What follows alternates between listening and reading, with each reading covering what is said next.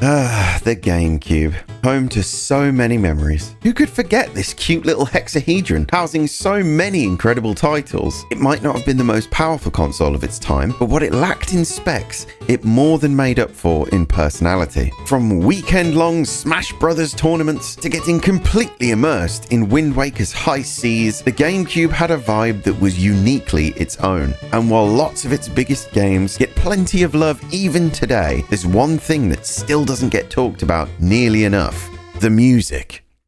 Well, it does, but not from the games on this list, because beyond the iconic themes everyone remembers, there's a whole iceberg layer of incredible, atmospheric, weird, emotional, and just straight up amazing soundtracks that flew under the radar. So today, we're diving into some of the most underrated GameCube soundtracks, the hidden gems, the overlooked bangers, and the ones that absolutely deserved more recognition than they got. Let's go! No, I'm not doing that. Why did I write that in? On with the list.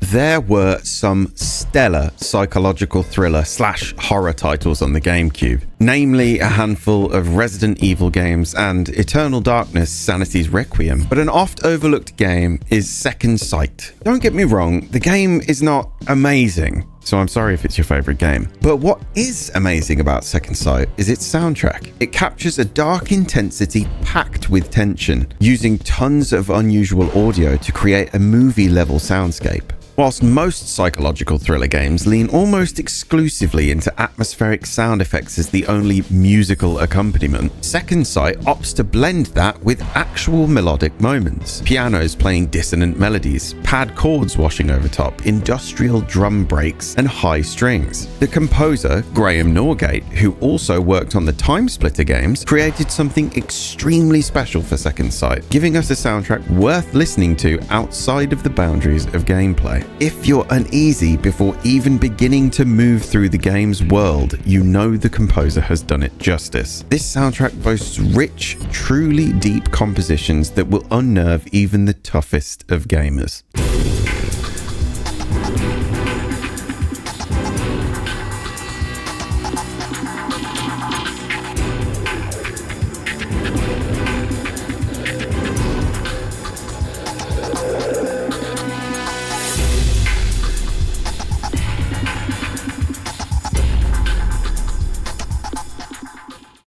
We're lightening the tone for our penultimate entry with Billy Hatcher and the Giant Egg, created by Sega, which at the time was kind of weird seeing a Sega game on a Nintendo console. Billy Hatcher was the definition of a hidden gem. The gameplay was fast and frantic, but that's not all. The soundtrack is practically dripping with charm. Composed and arranged by Mariko Nanba and Tomoya Otani, this soundtrack is the epitome of fun, featuring heavy use of woodwinds, mallet instruments, bouncy bass lines, and hyper-funky drums. It's hard not to smile when listening through this OST. I also want to point out that the main theme is unbelievably good, featuring delightful vocals from Yukari Fresh. It's the perfect song to set the tone. Bright, infectious, and just a little chaotic in the best way. It's given Saturday morning cartoon vibes, and I have no complaints about that. A truly special soundtrack. Oh, and it even got a CD release, which I'm now realizing I'll be buying a copy of as soon as possible.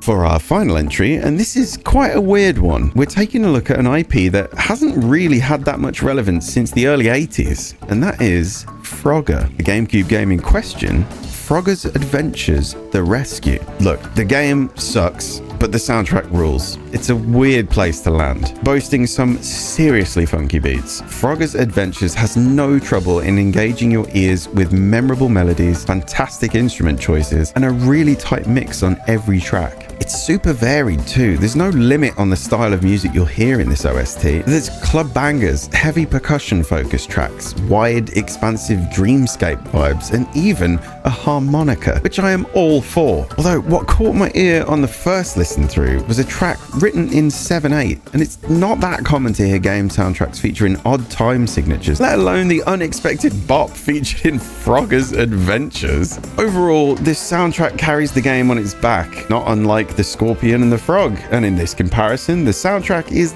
definitely the Frog, except there's, less stinging and more bangers.